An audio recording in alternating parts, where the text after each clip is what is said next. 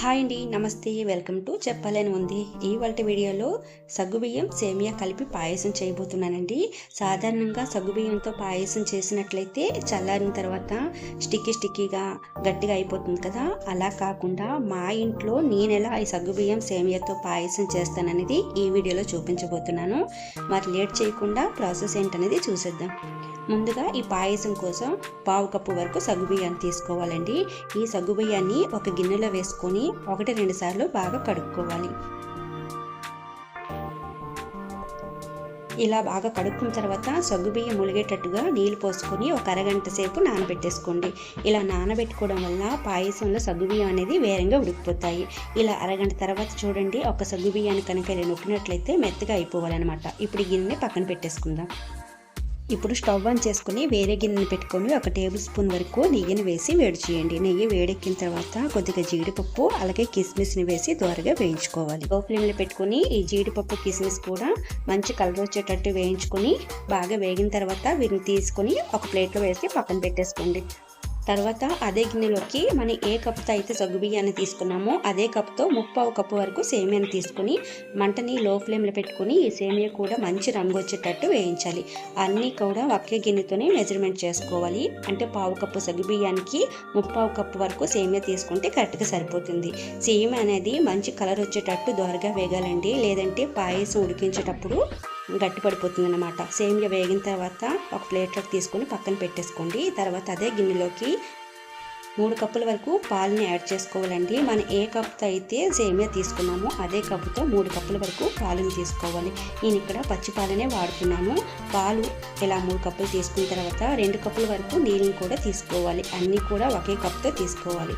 ఇలా పాలు నీళ్లు కలిపి 5 కప్పుల వరకు తీసుకున్న తర్వాత పాలని ఒకసారి పొంగరానివ్వండి. చాలామంది ఈ సేమియా పాయసానికి ముందు సేమియాని నీళ్ళల్లో ఉడికిన తర్వాత పాలు పోస్తారండి. అలా కాకుండా ఇలా పాలలో సేమియా కనుక ఉడికిస్తే చాలా బాగుంటుంది. ఇలా పాలు మరిగిన తర్వాత ముందుగా నానబెట్టుకున్న సగ్గుబియ్యాన్ని వేసి మంటని మీడియం ఫ్లేమ్లో పెట్టుకొని ఈ సగ్గుబియ్యాన్ని బాగా ఉడికించాలి. ఈ సగ్గుబియ్యం ఉడికే లోపల ఒక చిన్న టిప్ చెప్తానండి. మనం పాలతో వండుకున్న ఏ పదార్థాలైనా కూడా ఒక్కొక్కసారి పంచదారతో చేసిన పదార్థాలు కూడా విరిగిపోతూ ఉంటాయి. అలా విరగకుండా ఉండాలంటే పాలు మరుగుతున్నప్పుడు చిటికెడు వంట సోడా వేసి పాలు మరిగించుకున్నట్లయితే పాలు అనేవి విరిగిపోకుండా ఉంటాయి అన్నమాట. ఈసారి అవసరం అనుకుంటే ఈ టిప్ని ఫాలో అవ్వండి. ఇలా ఒక 2 నిమిషాల తర్వాత సగ్గుబియ్యాన్ని చెక్ చేయండి. ఇలా చేత్తో అంటే మెత్తగా అయిపోవాలన్నమాట. మనం నీళ్ళలో నానబెట్టుకున్నాం కనుక ఒక 2 నిమిషాలని సగ్గుబియ్యం బాగా ఉడికిపోతాయి. ఇలా సగ్గుబియ్యం బాగా ఉడికిపోయిన తర్వాత ముందుగా వేయించుకొని పక్కన పెట్టుకున్న సేమియాని కూడా వేసుకొని లో ఫ్లేమ్లోని ఈ సేమియాని ఉడికించండి. మంటని మీడియం టు లో ఫ్లేమ్లో పెట్టుకుంటూ ఈ సేమియాని ఉడికించాలి. ఇలా సేమియా కూడా బాగా ఉడకాలండి, మధ్యలో కలుపుకోండి.